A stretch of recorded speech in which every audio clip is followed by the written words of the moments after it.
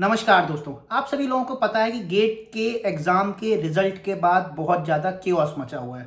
आप पूरा यूट्यूब देख रहे होंगे, इंस्टाग्राम देख रहे होंगे, सब जगह पे गेट के एग्ज़ाम, उससे रिलेटेड स्कैम, टॉपर्स, इन सब की चर्चा ही चल रही है।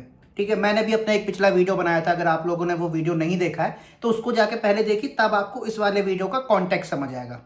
पिछले वीडियो में मैंने आपको बताया था कि सिर्फ इलेक्ट्रिकल और ईसी के जो टॉपर्स हैं उनमें जो AIR 1 है, या फिर जो लाइन से 1 2 3 5 6 7 8 ये जो टॉपर्स नहीं कहीं भी पता चल रहे हैं इनके बारे में, सिर्फ वो लोगों की वजह से मैं ये बोल रहा था कि स्कैम हुआ है। लेकिन धीरे धीरे करके जब डिटेल सामने आ रही है तो समझ आ रहा है कि सिर्फ इलेक्ट्रिकल या ईसी नहीं, सिविल, मैकेनिकल, उसके बाद केमिकल, इनमें भी AIR 1 इनका झोल हुआ है। झोल क्या मतलब हुआ है, ऐसी अभी खबरें आ रही है, एकदम शॉर्ट कोई भी नहीं बोल पा रहा है, लेकिन लोगों को समझ आ रहा है कि कुछ ना कुछ है जो कॉम्प्रोमाइज हुआ है, कुछ ना कुछ है जो ऐसा हुआ है जो कि नहीं होना चाहिए था, कुछ ना कुछ ऐसा है जहां पे कि एग्जाम की जो सेंटिटी है उसके ऊपर कुछ ना कुछ प्रश्न, उसके ऊपर कुछ ना कुछ क्वेश्चन मार्क लगे हुए हैं, जिनके आंसर्स अभी तक किसी के पास भी नहीं है। सब लोग अपना अपना स्पेकुलेशन कर रहे हैं, सब लोग अपना अपना दिमाग लगा रहे हैं, लेकिन एग्जैक्ट कॉन्क्रीट इंफॉर्मेशन किसी के पास भी नहीं है। लेकिन यह है कि हाँ, कुछ ना कुछ हुआ है। अब जब मैंने भी बहुत सारे वीडियोस देखे, मैंने भी लोगों को फॉलो किया, फिर मुझे पता लगा कि एक्चुअली सवाल बहुत सारे हैं। कौन कौन से सवाल है, एक एक करके देखते हैं। सबसे पहली बात, क्या एग्जाम कॉम्प्रोमाइज था?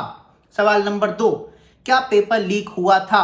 सवाल नंबर 3, क्या सेंटर कॉम्प्रोमाइज था जहां पे गेट के एग्जाम हुआ था? सवाल नंबर 4, अगर ऐसा नहीं हुआ है तो बाकी के जो टॉपर्स है, टॉप 20 में से 3 या 4 लोगों का ही पता लग रहा है, बाकी लोग कहां हैं? नंबर 5, एक AIR 11 आया है ECE में, जिसके ECE में 85 प्लस मार्क्स हैं गेट में, लेकिन उसी आदमी ने दूसरा इंस्ट्रूमेंटेशन का पेपर दिया है जिसमें उसके मार्क्स 2.67 आए हैं। जी हाँ, सिंगल डिजिट मार्क्स हैं, 2.67।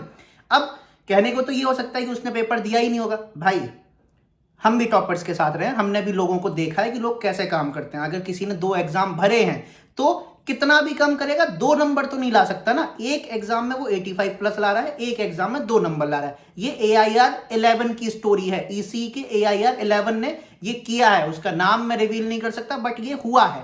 ठीक है, अब ये सारे सवाल हैं। अब इन सारे सवालों का जवाब क्या है, किसी को नहीं पता है। इसके आगे क्या होगा उसकी बात कर लेते हैं। ठीक है, मैंने जो अपने वीडियो का टाइटल भी डाला है वो यही है कि nothing will happen. Nothing will happen, why I am saying this. मुझे बहुत सारे लोग इस वीडियो पे हो सकता है क्रिटिसाइज करें, बट बहुत सारे लोग मेरे से सहमत भी होंगे। क्यों मैं ऐसा बोल रहा हूं? Same situation, exact same situation 1 साल पहले हुई थी। नीट का एग्जाम हुआ था, 720 में से 720 नंबर आए थे 66 लोगों के, 66 लोगों के। उसके बाद उसमें से भी, उन 66 लोगों में से भी 20 लोगों के जो मार्क्स थे वो एक ही कॉलेज से आए हुए थे, मतलब एक ही सेंटर था उनका। उस जगह पे उन 20 लोगों के मार्क्स 720 में से 720 आए हुए थे। बहुत ज्यादा केओस हुआ था, बहुत ज्यादा भसड़ हुई थी। हमारे जो फिजिक्स वाला के अलग पांडे सर है, उन्होंने बहुत ज्यादा फॉलोअप किया था, कोर्ट में गए थे, district court, lower court, high court, supreme court, सब जगह उन्होंने पिटीशन लगाई कि स्टूडेंट्स के लिए आवाज उठाएंगे, सारा कुछ किया।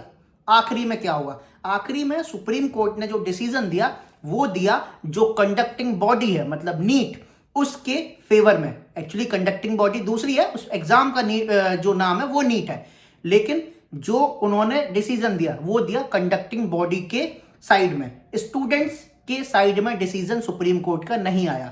Same will happen here. क्यों मैं बोल रहा हूं कुछ नहीं होगा? होगा क्या? अभी क्या होगा? बहुत हल्ला कट रहा है, लोग बहुत सारे मेल कर रहे होंगे IITs को।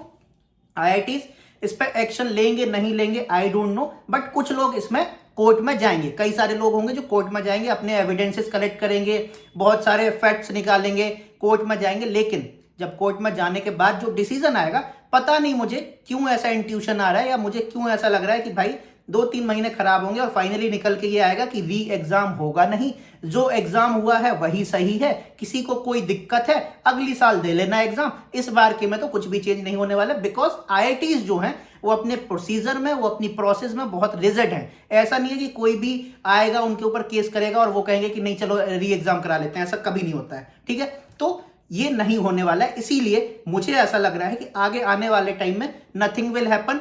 अब ये वाली बात सुन के आप में से कई सारे लोग होंगे जो मुझे ये बोल सकते हैं कि सर आप तो नेगेटिव बोल रहे हैं, ऐसे कैसे चलेगा, इतने सारे लोगों के साथ दिक्कत हुआ। भाई, इंडिया में ये पहली बार नहीं हुआ है, पिछले कई सालों से मैं देख रहा हूं। और ये सिर्फ गेट के या नीट के एग्जाम की बात नहीं है, कितने सारे पेपर लीक हुए, कितने सारे पेपर्स में धरपकड़ हुई, कितने सारे पेपर्स में आपको सॉल्वर गैंग मिले, बहुत सारी चीजें मिली। एसएससी में हुआ, पुलिस में हुआ, यूपी पुलिस में हुआ, बिहार बीपीएससी में हुआ, कितने सारे नंबर ऑफ एग्जाम्स हैं जहां पे ऐसी चीजें हुई। बट क्या किसी में री एग्जाम हुआ?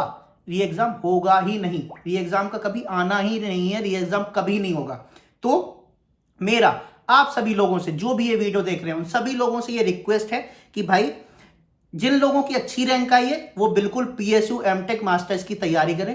जिन लोगों की रैंक बेकार आई है वो बेमतलब में इस फालतू के पचड़े में ना पड़े। आपके 2-3 महीने खराब हो जाएंगे, आपको पता भी नहीं लगेगा।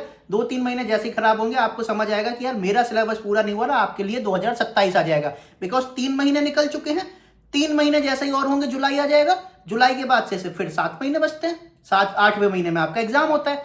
तो मैं सब लोगों को अपनी तरफ से ये एक सजेशन, ये एक सुझाव, ये एक एडवाइस देना चाहता हूं कि भाई जो होना होगा होगा। जो लोग तैयारी कर रहे हैं या जो सेकंड ईयर में है, थर्ड ईयर में है, फाइनल ईयर में है, या जिन्होंने ड्रॉप लिया हुआ है और जो गेट की तैयारी कर रहे हैं, भाई अपने पेपर पे ध्यान दे लो।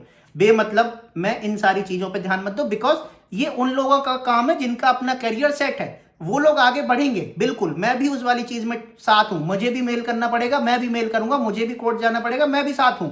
लेकिन जिन लोगों का तैयारी इसकी वजह से खराब हो रही है, कृपया करके वो लोग अपनी तैयारी पे ध्यान दें। अगर आपको ऐसा लग रहा है कि मैं सही बात कर रहा हूं तो नीचे वीडियो को लाइक कर दीजिए। आप कुछ अगर कहना चाहते हैं मेरे से तो नीचे कमेंट कर दीजिए, मैं और आप मिलके इस बात पर डिस्कशन करेंगे। बट मेरी आप सभी लोगों से रिक्वेस्ट है, एडवाइस है, सजेशन है कि भाई अपनी अपनी तैयारी करो। अगले साल एग्जाम आएगा, फिर से देंगे।